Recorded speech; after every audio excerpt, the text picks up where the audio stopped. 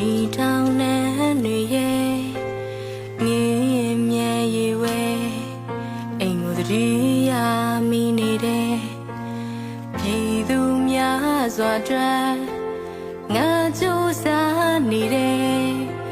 မြို့ပြများရဲ့ဝေးအားကျဉ်ထားပါတယ်